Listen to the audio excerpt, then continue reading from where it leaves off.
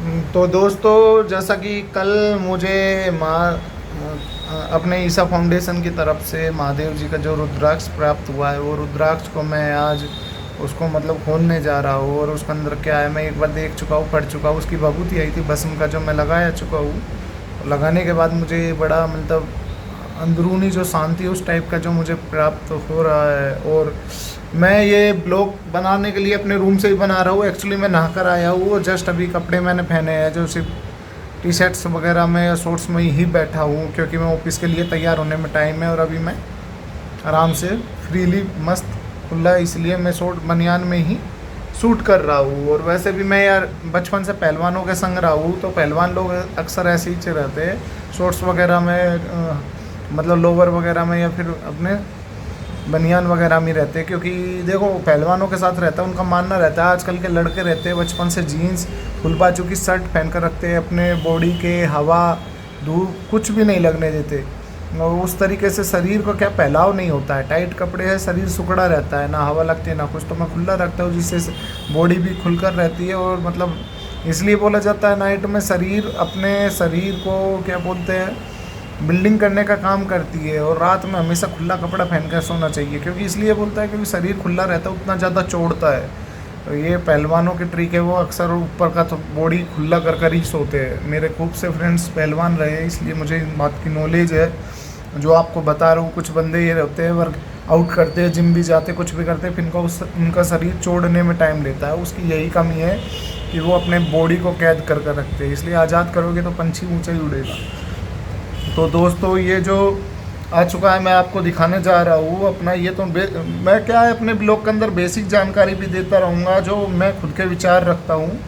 तो आप माइंड मत करना मेरे विचार को सुनना। अगर अच्छा लगे तो ठीक है, बुरा लगे तो भैया माफ़ कर देना अपना भाई समझकर। तो मैं ब्लॉग में आपको दिखाने जा रहा हूँ जो रुद्राक्ष वगैरह प्राप्त हुआ है, उसमें क्या कंडीशन है, किस तरह की जानकारी है। जितना मैं समझ पाया मैं उतना आपको बताऊँगा। बाकी का कोई त्रुटि हो तो भैया आप तो हमसे ज़्यादा समझदार हो ही। खैर, तो देखते हैं। ये आप लोगों के सामने ये मैं ओपन कर चुका हूँ। ये मेरा वो है रुद्राक्ष का, और ये मैं ओपन कर चुका हूँ। तो ये ओपन करने के बाद जस्ट इसके अंदर 3 चीज़ें निकली थी, जो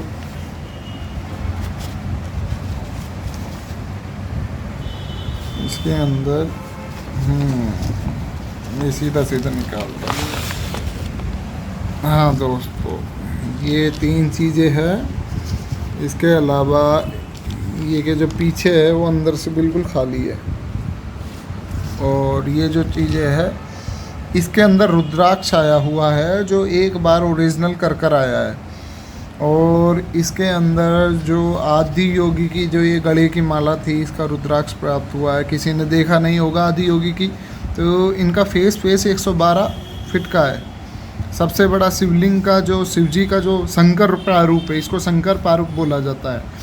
शिव जो शिवलिंग होता है वो ज्योति के समान होता है, उसको शिव बोला जाता है। और जो ये मूर्ति है शंकर प्रारूप बोला जाता है। वो इनके गले की ये माला का ये एक मन का है, जो बोलते हैं रुद्राक्ष शिव के आंसू से निर्मित होता है।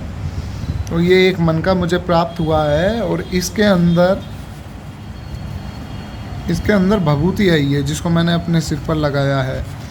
शायद आप लोग देख पा रहे होंगे, इसके अंदर ये भभूति आया है। और इसके अलावा जो रुद्राक्ष की कंडीशन वगैरह दे रखा है, इसमें कंडीशन है, हाउ टू कंडीशन है new rudraksha, when the vessel of store conditioner rudraksha in does conditional rudraksha, मतलब उसको एनर्जिक करने के लिए है। फिर ये रुद्राक्ष जैसे कोई स्मेल वगैरह करेगा तो उसके लिए क्या करे। और इसको जो घी यूज किया जाता है, इसको जो मतलब शुद्ध करने के लिए, तो उसका क्या करे यूज। और रुद्राक्ष को मतलब कैसे पहने, और ये रुद्राक्ष किसी और को दे सकते या नहीं दे सकते, तो ये बता रखा है। तो इसके अंदर जैसे नया रुद्राक्ष आया है, तो ये हर 6 महीने बाद एक इसकी क्रिया है शुद्धिकरण की, जो करना पड़ेगा उसके लिए। उसके लिए जस्ट आपको मतलब रुद्राक्ष है, रुद्राक्ष को जैसे 24 घंटे के लिए घी में डुबा कर रखना पड़ेगा। और फिर 24 घंटे के बाद जो देसी मतलब दूध रहता है, जो बिना क्रीम व्रीम कड़ा हुआ ओरिजिनल दूध रहता है, देसी उसके अंदर 24 घंटे के लिए डुबा कर रखना पड़ेगा। और ये डुबाने के बाद जैसे आपने घी से डुबाया, घी से डुबाने के बाद नॉर्मल पानी से वॉश करो, सादा पानी से, और फिर उसके बाद 24 घंटे दूध में डुबा कर रखो। फिर दूध में डुबाने के बाद तुरंत निकलते ही भभूति को हाथ में रख कर इसमें गोल गोल कर रुद्राक्ष को वो करना है और उसके बाद फेन लेना है। और ये स्मेल करेगा तो स्मेल करने के लिए उसकी विशिष्ट भभूति का ही यूज करेगा, तो वो स्मेल रहता है जो जाना चाहिए, मतलब दूध और घी का।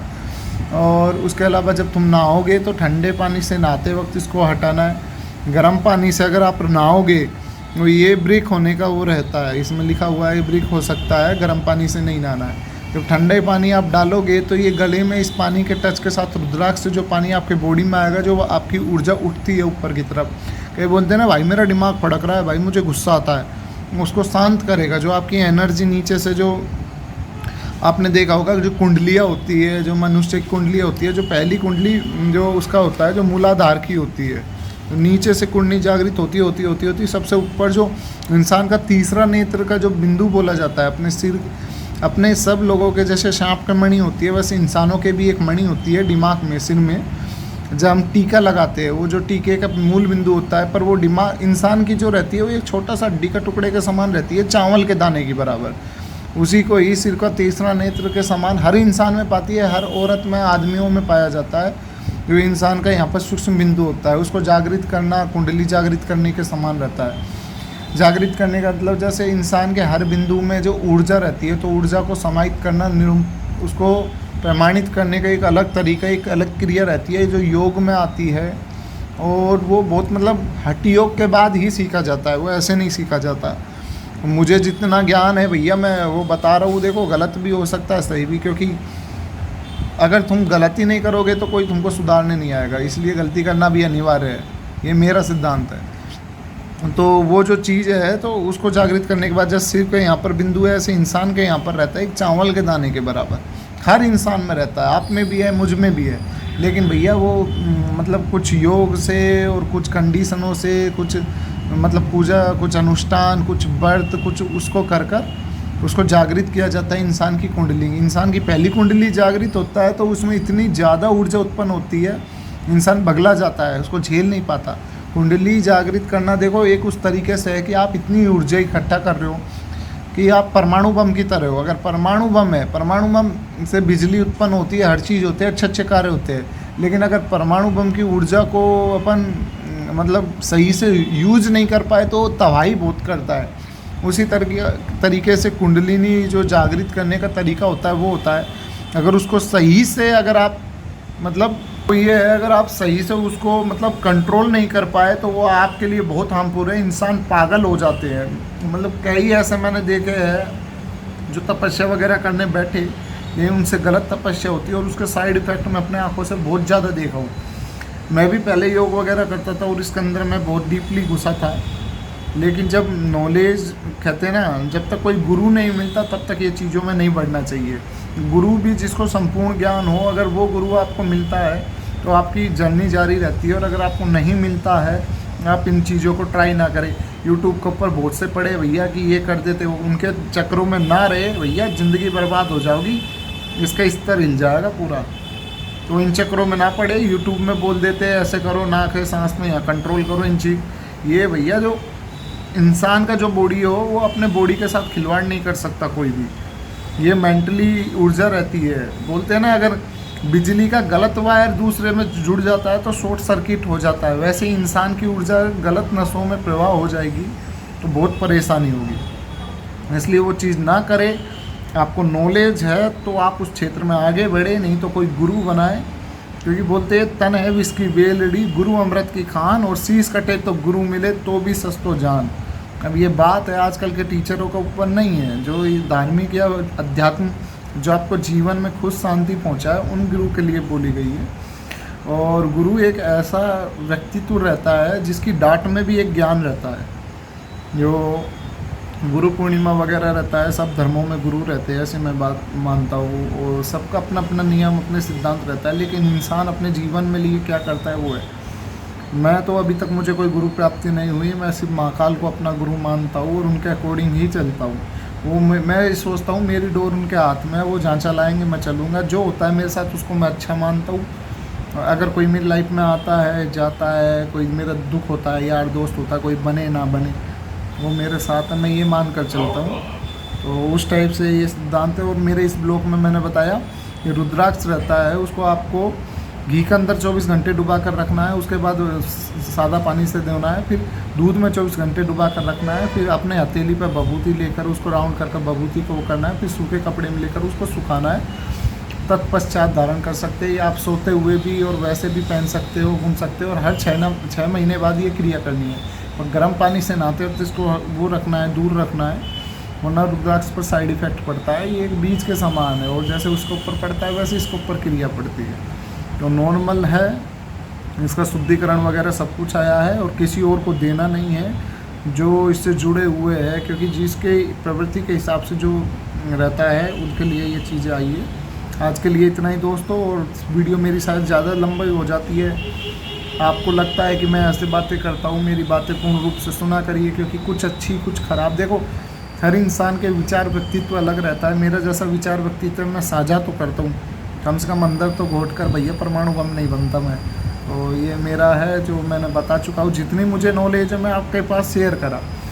अगर आपके पास इससे ज़्यादा है तो आप मुझे कमेंट करिए। अगर मैं गलत हूँ तो आप मेरे मतलब चैट बॉक्स के अंदर कमेंट कर आप खुद के कॉन्टैक्ट नंबर दे सकते हैं। मैं आपसे कॉल करके कुछ जानकारी ले सकता हूँ, कुछ आपको बता सकता हूँ। तो इस तरीके से मैं आप हमसे जुड़ेंगे, हम आपसे जुड़ेंगे, तो मुझे भी कुछ सीखने को मिलेगा और आपको भी कुछ। इस तरीके से रहता है भैया, यही प्रकृति का नियम है। कुछ आप हमसे सीखो, कुछ हम आपसे सीखें। चलो तो ठीक है दोस्तों, आज के लिए इतना ही। और भैया सुबह सुबह हम नहा धोकर बैठे हैं, और महाकाल का आशीर्वाद है, बभूति आई तो उसको सिर पर लगाया, टीका थोड़ा तिरछा हो गया, लेकिन चलो ठीक है। टेक केयर, बाय बाय दोस्त, अपना ख्याल रखना। सावन का आज बृहस्पतिवार का दिन शुरू हो चुका है, तो एंजॉय करिए।